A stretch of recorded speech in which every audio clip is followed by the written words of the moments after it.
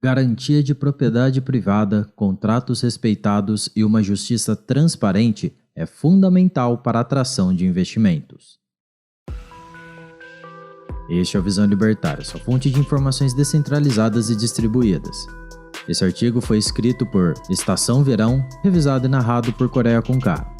Com a eleição do Nove Dedos, a ideia de que o Brasil vai priorizar os BRICS voltou com toda a força. O fortalecimento dos acordos com este bloco comercial, em contraste com a tentativa de se alinhar com a OCDE, que vinha tentando o atual governo, principalmente por influência do Paulo Guedes, ministro da Economia de Bolsonaro, está gerando uma certa desconfiança. A seguir, mostraremos que a preferência pelo BRICS em detrimento da OCDE é um erro para as políticas públicas internacionais. Um dos objetivos da fundação dos BRICS é a tentativa de quebrar a ordem econômica vigente baseada no eixo Estados Unidos-União Europeia, cujo polo de poder emana de Washington. Recentemente, países como Argentina e Irã fizeram pedido de candidatura para entrar nos BRICS, mas os proponentes desse bloco econômico falham em entender que para se contrapor ao chamado eixo ocidental é necessário produzir confiança, ou pelo menos projetá-la ao mundo dos investidores e seus grandes fundos de investimentos. Guarde essa palavra, confiança. A Argentina, por exemplo, que teve sua candidatura ao BRICS defendida por Celso Amorim, conselheiro de política externa do presidente eleito no dia 19 de outubro deste ano, já está com sua inflação anual batendo a casa dos 3 dígitos, vivendo uma plena crise financeira, econômica e social por falta de dólares no país. Ela não é exatamente um exemplo de projeção de confiança ao mercado internacional, pois os investidores têm medo de colocar seus dólares nessa nação e depois não conseguir retirá-los, causando então uma fuga de capitais da terra do Maradona, criando um impedimento para a entrada de novos investimentos. O próprio Brasil não é um exemplo de confiança também, pois sempre temos candidatos disputando a presidência ou até mesmo correntes de pensamento dentro do partido do candidato eleito que advoga para o não pagamento dos juros da dívida. Essa ideia normalmente é atrelada com aquele discurso pronto, que honrar as dívidas feitas no passado seria um ataque aos mais pobres em favorecimento dos rentistas. Isso afasta os investidores do Brasil, prejudicando a economia, que terá menos investimentos, e lesando até o próprio Estado brasileiro, que terá uma menor arrecadação de impostos em decorrência da fuga e da não entrada de capitais.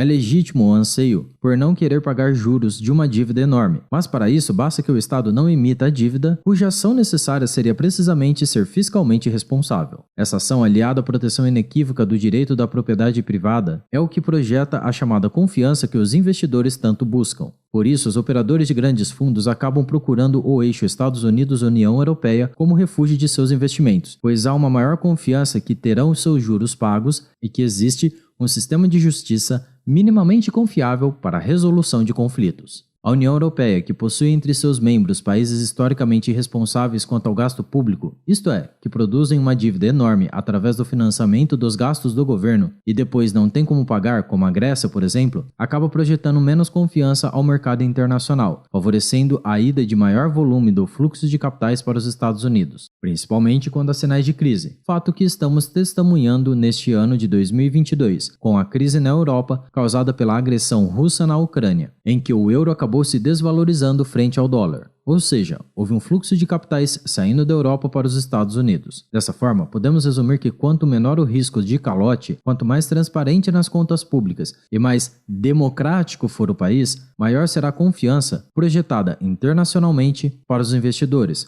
favorecendo assim a atração de fluxo de capitais estrangeiros para dentro do país. Assim, o potencial bloco econômico expandido do BRICS precisaria, para se contrapor de verdade ao bloco Atlântico Norte, como alguns gostam de chamar, que seus países fossem individualmente tão transparentes e democráticos quanto os países do eixo Estados Unidos-Europa, sem contar que precisariam ser fiscalmente sólidos, como não é o caso, em hipótese alguma, da Argentina e do Irã, por exemplo. Para ilustrar o caso econômico do Irã, sem nem considerar fatores como segurança jurídica, garantia de propriedade privada e sanções do Ocidente, e não seria surpresa se elas se intensificassem nos próximos anos, o que por si só já afasta os investidores e seus fundos, a inflação do país está desde meados de 2018 acima dos 30%.